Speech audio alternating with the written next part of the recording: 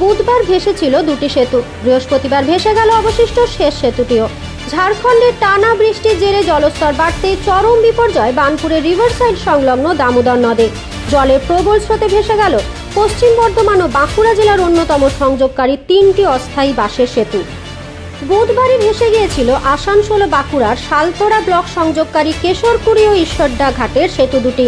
আর আজ বৃহস্পতিবার শেষ সম্বল কুকড়াকুড়ি ঘাটের সেতুটিও চোখের সামনে নদীগর্ভে বিলীন হলো।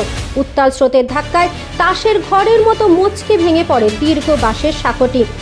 নৌকা নিয়ে বাঁধন ধরে রাখায় মরিয়া চেষ্টা করলেও নদীগর্ভে তলিয়ে যায় কাঠের পাটাতন। এর ফলে বার্নপুরের সঙ্গে বাঁকুড়া ও পুরুলিয়ার শর্টকাট রুট পুরোপুরি বিচ্ছিন্ন। চরম বিপাকে পড়েছেন প্রতিদিনের হাজার হাজার নিত্যযাত্রী, শ্রমিক ও পড়ুয়ারা। ঘোর পথে না গিয়ে বাধ্য হয়ে জীবনের ঝুঁকি নিয়ে নৌকায় এখন একমাত্র ভরসা।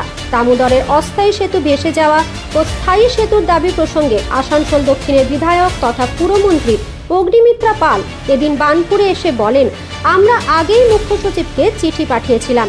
রাইটস মারফত ফিজিবিলিটি সার্ভে সম্পন্ন হয়েছে। এবার ডিপিআর তৈরি করে শুধু ওয়ার্ক অর্ডার বাকি রয়েছে। দ্রুত কাজ শুরু হবে। আপনাদের আমি বলেছি, আগেও বলেছি, সরকারে আসার আগেও বারবার আন্দোলন আমরা করেছি। সরকার আসার পরে আমি আপনাদেরকে বলেছি যেটা আমাদের ব্রিজ হচ্ছে।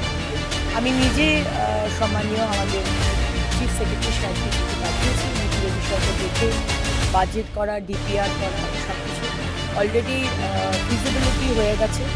সার্ভে যেটা বলে ওটা রাইটস থেকে করা হয়েছে, অলরেডি সেটা হয়ে গেছে। এখন ডিপিআর করে শুধু বর্তমান বাংলা